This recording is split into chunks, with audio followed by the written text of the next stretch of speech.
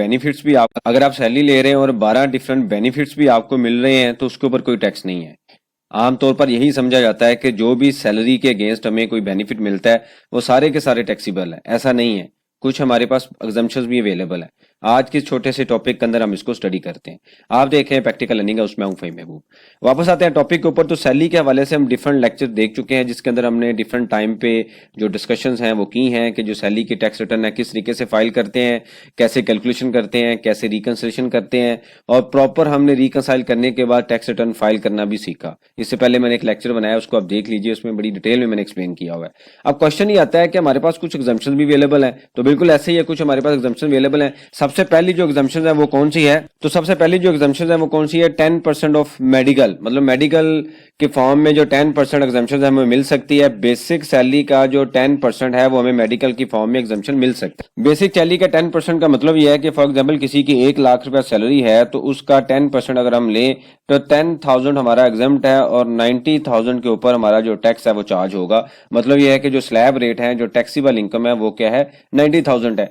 अब नॉर्मली ये होता है कि जो कुछ एम्प्लॉयर तो इसकी एडजस्टमेंट लेके ही आपका टैक्स डिडक्ट करते हैं, लेकिन कुछ सिचुएशन में जो 100 के ऊपर ही वो टैक्स चार्ज हो रहा होता है। तो आप डिस्कशन करके जो भी रेलिवेंट पॉलिसी है, ऑडिट है या टैक्स डिपार्टमेंट है, उनको बता सकते हैं कि ये एग्जम्पशन माइनस करने के बाद हमारा टैक्स चार्ज करें ताकि आपको इसका बेनिफिट मिल सके। और नॉर्मली यह बेनिफिट जो है वो अवेलेबल होना शुरू हो भी गया है। मेडिकल के ऊपर हम पहले लेक्चर देख चुके हैं जहां पे हमने ये देखा था कि अगर आपको रीइंबर्समेंट मिल रही है या आपको कार्ड मिला हुआ है तो उस केस में क्या सिनेरियो है। अगर हम अभी यहाँ पे डिस्कस करेंगे तो शायद ये लेक्चर जो है लंबा हो जाए। उसके बाद आता है अगर आप कोई लोन लेते हैं अपने एम्प्लॉयर से और उस लोन की जो वैल्यू है वो लेस देन 1 मिलियन है, मतलब 10 लाख से कम है, तो फिर भी आपके ऊपर कोई टैक्स नहीं है। ये भी आपके लिए एक बेनिफिट है। जैसे आप कभी बैंक से लोन लेते हैं तो आपको मार्कअप चार्ज किया जाता है, फॉर एग्जांपल 20% के रेट पे, जैसे अभी रेट है उसके मुताबिक आपको जो मार्कअप चार्ज किया जाता है, तो इसका मतलब आपके लिए कॉस्ट होती है। तो 20% अगर हम लें तो हम ये कह सकते हैं कि आपको 14 लाख रुपए वापस देना पड़ेगा।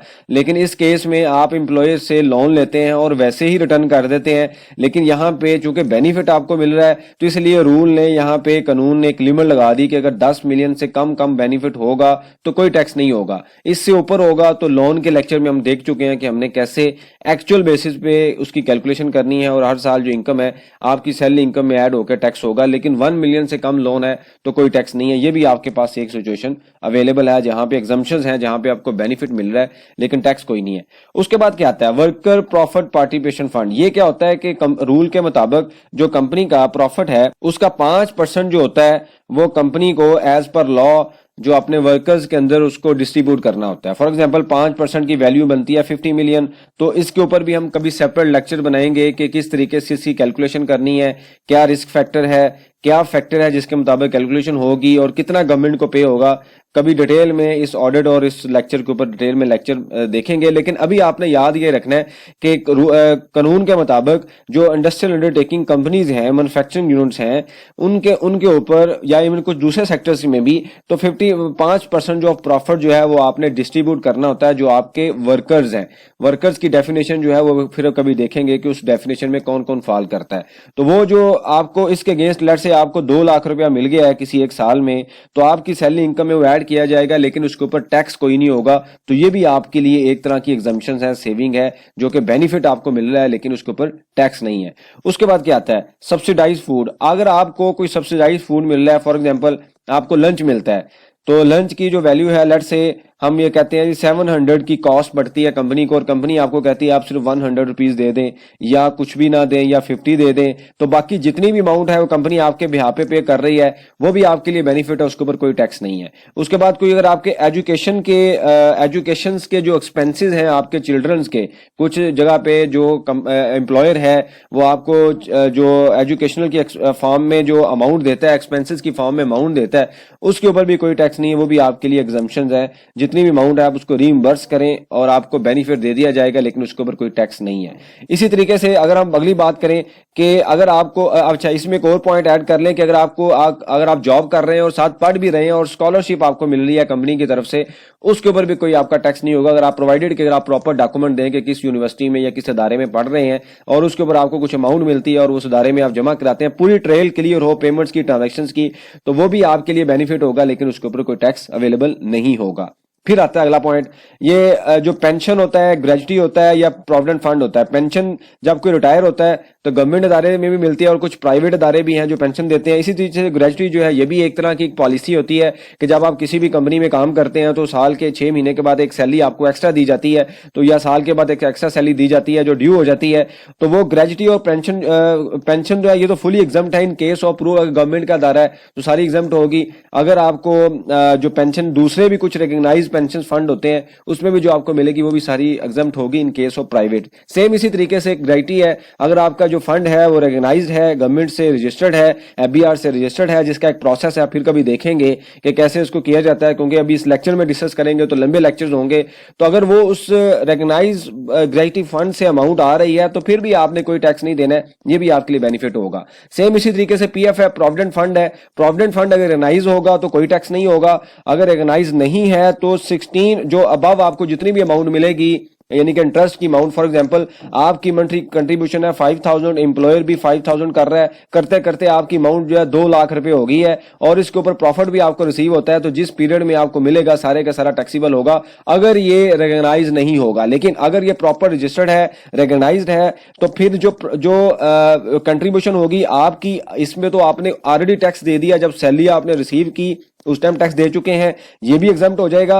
और उसके ऊपर जो 16% और जो प्रॉफिट है, मैक्सिमम जो रिटर्न होगा 16% तक अलाउ होगा।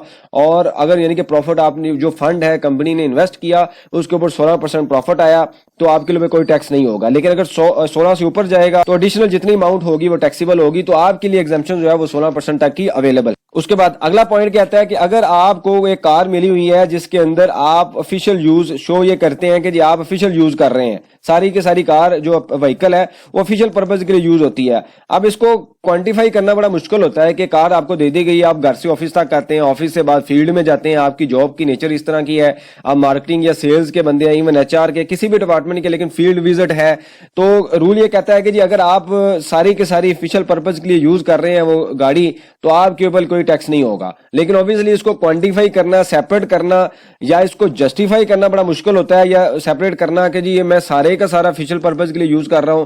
तो ये नॉर्मली ये होता है कि कार डिक्लेयर कर दी जाती है एम्प्लॉयर की तरफ से कि ऑफिशियल पर्पज है, लेकिन एम्प्लॉयर उसको पर्सनल काम के लिए भी यूज कर रहा होता है, तो इस वजह से उसके ऊपर भी कोई टैक्स नहीं है, वो भी आपको एक बेनिफिट मिलता है और एग्जम्पशन की फॉर्म में आपको दे दिया जाता है। वेयर एज अगर आप ये कहते हैं पर्सनल यूज भी ऑफिशियल भी है, तो फिर गाड़ी की जो वैल्यू होगी, कॉस्ट होगी, उसका 5% जो है वो आपकी हर साल सैलरी के अंदर ऐड कर दिया जाता है। फॉर एग्जाम्पल 10 लाख की गाड़ी है तो उसका 20 लाख की गाड़ी है लेट से, तो उसका 5% बनता है 1 लाख रुपया, तो आपकी जो टैक्सेबल सैलरी होगी लेट से 2 मिलियन है तो उसमें ये भी ऐड कर लिया जाएगा, 2.1 मिलियन के ऊपर जो टैक्स है वो चार्ज होगा। लेकिन नॉर्मली मैंने देखा है कि वो उसको ऑफिशियल पर्पज के लिए डिक्लेयर कर दिया जाता है और ये भी आपके लिए एग्जम्पशंस अवेलेबल हो जाती है। तो ये डिफरेंट तरह की 11-12 हमने एग्जम्पशंस देखी हैं जो हमने अभी स्टडी की हैं।